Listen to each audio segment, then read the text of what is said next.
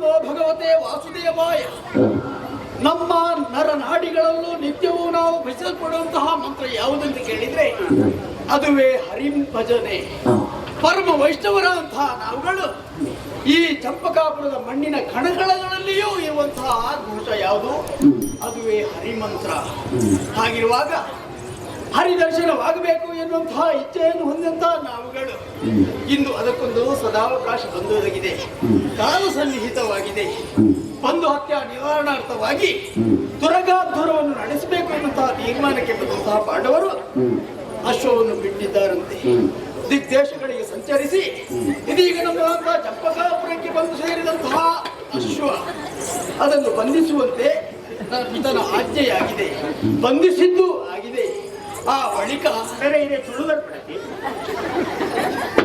ಕನ್ನಡ ತುಳು ಬರ್ಪಡತಿ ಬರ್ಕೊಂಡು ಬೊಕ್ಕ ಗುಡಿ ಮುಗಿ ಬುಕ್ಕೋರ ತಿಕ್ಕಲೆ ಖುಷಿ ಆಗಿ ನಾ ಕನ್ನಡ ತುಳುಕೊರ ತುಳು ಬಾರಿ ಖುಷಿ ಈ ಎನ್ನಾಲೆ ಕೊಂಡು ಜೀವನ ತಾಯಿ ಇದು ಬಿದ ಬೇತೆ ಏಸುದಾಗ ಒಳ್ಳೆರತಿ ಅಕಲ ಏಸಾತ ಹೆಚ್ಚಿನೇ ಮರ್ಯಾದೆ ನೆಪ್ಪಾಳೆ ಮತ್ತೆ ಕಲಾವಿದರನ್ನು ಸೇವೆಯನ್ನು ದಿಂಜ ಮಾತೇನಿದೆ ಕೈ ಏನೇ ಆಗಲಿ ಸಂಘ ದೋಷ ಒಂದು ಖಂಡಿತವಾಗಿಯೂ ಪರಿಣಾಮ ಕೊಡುತ್ತದೆ. ಇಲ್ಲಿ ಹೇಗೆ ಅಂತ ಕೇಳಿದ್ರೆ ನಾವು ಹರಿಸಂಗ ಮಾಡಬೇಕು ಎನ್ನುವಂತಹ ಇಚ್ಛೆಯಿಂದ ಇದ್ದವರು, ಆದ್ರೆ ಏನು ಮಾಡೋಣ, ಕೆಲವೊಂದು ಸಲ ದಾರಿ ತಪ್ಪು ಆಗಿರ್ತದೆ. ಅದಕ್ಕೆ ಕಾರಣ ಒಂದಿದೆ. ಯಾರೇ ಒಬ್ಬನಿರಲಿ, ಒಬ್ಬ ಭಾವುಕನಾದವನ ಭಾವನೆಗೆ ಯಾವುದೋ ಒಂದು ಬಾಹ್ಯ ಶಕ್ತಿಯ ಅಡ್ಡ ಬಂದಾಗ ಅವನ ಜೀವನದಲ್ಲಿ ಬವಣೆ ಬಂದು ಒದಗಿ ಹೋಗುತ್ತದೆ. ಹೌದು, ಆದರೆ ಅಂತಹ ಕುಹಕತನದಿಂದ ಇರುವವರನ್ನು ಏನು ಮಾಡುವುದಕ್ಕಾಗುತ್ತದೆ. ಆದರೆ ಇಲ್ಲಿ ಎಂಬುದನ್ನು ನಾನು ಬಯಸಿದ್ದು ಒಂದೇ ಒಂದು, ಬಂಧಿಸಿದಂತಹ ಅಶ್ವದ ಲಿಂಗಾವಲಿಗಾಗಿ ಬಂದಿರುವಂತಹ ಪಾರ್ಥನೊಡನೆ ಯಾರು ಸೆಣಸಾಡುವವರು ಎನ್ನುವ ಹಾಗೆ ನಮ್ಮಲ್ಲೇ ತರ್ಕಗೊಂಡಾಗ ಯುದ್ಧ ಸೇನಾನಿಯಾಗಿ ಸುಧನ್ವನೇ ಹೋಗಬೇಕು ಎನ್ನುವಂತಹ ಈತನ ಆಜ್ಞೆ. ಹೊರಟು ನಿಂತಿದ್ದೇನೆ. ಬೇರೆ ನಾನು ಕಂಡೆ ಈ ಹೆಚ್ಚಿನ ಸೇರಿದ ಈ ನೇಸದ್ದು ಹೋಗುದಿ ಒಂದು ಸುಧನ್ವ ಮೋಸ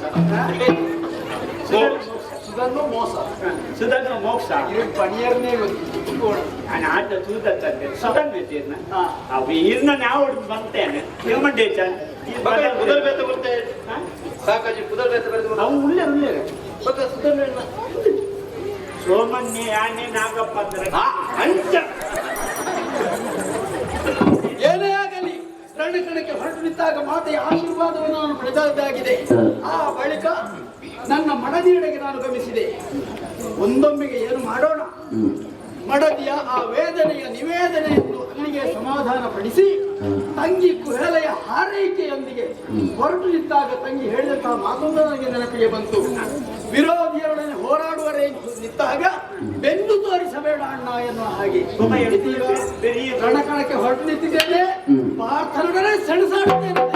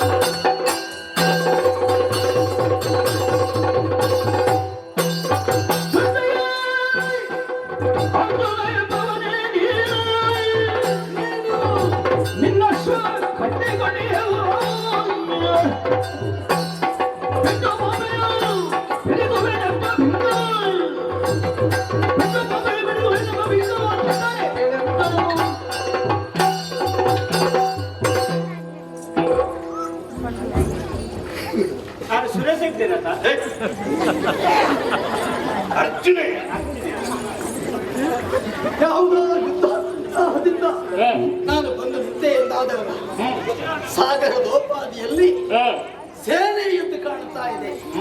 ಹಾಗಿದ್ರೆ ನೀಳ ಕಾಯದ ಒಬ್ಬ ವ್ಯಕ್ತಿ ಯಾರು ಅಂತ ಹೇಳಿ ಕೇಳಿದ್ರೆ ನಾನು ಕಣ್ಣರಳಿಸಿ ನೋಡಿದೆ. ಓಹೋ, ಸಾಮಾನ್ಯನಲ್ಲ, ಅಸಾಮಾನ್ಯವಾದಂತಹ ವ್ಯಕ್ತಿತ್ವವನ್ನು ಹೊಂದಿದವ ನೀನು ಹೌದು ಎನ್ನುವುದನ್ನು ಭಾವಿಸಿದೆ. ಇಲ್ಲೀಗ ಪ್ರಶ್ನೆ ಇದೆ, ಹೌದೇನೋ? ಸೃಷ್ಟಿಗರ್ಜುನ ನೀನು ಹೌದೇನೋ? ಯಾಕೆ ಕೇಳಿದೆ ನಾನು? ಯಾಕೆ? ನೀನು ಹಲವು ವಿಧದಲ್ಲಿ ಸೃಷ್ಟಿ ಮಾಡಿದ್ದೀಯಂತೆ. ಯಾವ ರೀತಿಯಾಗಿ? ಈ ಹಿಂದೆ ಭೀಷ್ಮಾಚಾರ್ಯರಿಗೆ ಬಾಯಾರಿಕೆ ಉಂಟಾದಾಗ ನೀನು ಪಾತಾಳ ಗಂಗೆಯನ್ನೇ ನಿರ್ಧರಿಸಿದ್ದೀಯಂತೆ ಅಲ್ವೇ? ಹಾಗೆಂದು ಕೆಲವೊಂದು ದಶನಾಮಾಂಕಿತಗಳನ್ನು ನೀನು ಪಡೆದುಕೊಂಡಿದ್ದವ ಹೌದೇನೋ ಅರ್ಜುನ? ಇದೀಗ ನೀವು ಬಿಟ್ಟಂತಹ ಅಶ್ವವನ್ನು ಬಂಧಿಸಿದ್ದೇವೆ. ಅಶ್ವವನ್ನು ಬಿಡಿಸಿಕೊಳ್ಳುವಂತಹ ಶಕ್ತಿ ಸಾಮರ್ಥ್ಯಗಳು ಹೊಂದಿದ್ರೆ ನೋಡೋಣ.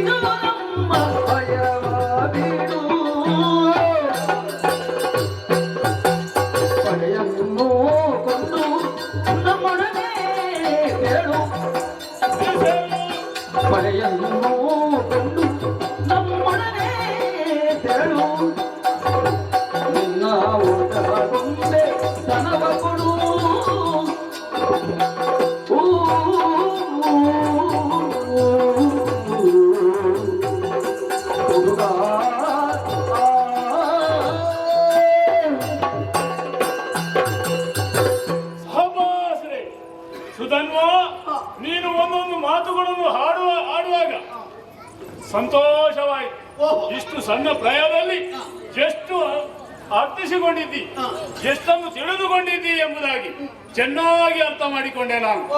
ಸುಧನ್ವ, ನೀನೊಂದು ಮಾತು ಹೇಳಿದೀಯಲ್ಲ, ನನ್ನ ಬಗ್ಗೆ ಇಷ್ಟೆಲ್ಲ ವಿಶ್ಲೇಷಣೆಯನ್ನು ನೀನು ಮಾಡಿದ್ದೀ ಅಂತಾದ್ರೆ ನೀನು ಎಷ್ಟು ತಿಳಿದವ ಎಂಬುದಾಗಿ ಸರಿಯಾಗಿ ಅರ್ಥ ಮಾಡಿಕೊಂಡಿದ್ದೇನೆ. ಗಲಾಟೆ ಏತು ಬಿಡ್ತುಂಟು, ಪ್ರಸಂಗ ಏತು ಬಿಡ್ತುಂಟು.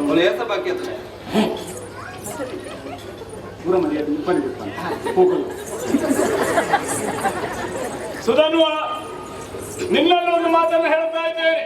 ನಮ್ಮ ಹಯವನ್ನು ಕಟ್ಟಿದ್ದು ನೀನು ಸರಿ, ಯಾಕೆಂದ್ರೆ ಅಲ್ಲಿ ಆದ ರೀತಿಯಲ್ಲಿ ಬರೆದುಂಟು, ಅದಕ್ಕಾಗಿ ನೀನು ಕಟ್ಟಿದ್ದಲ್ವಾ.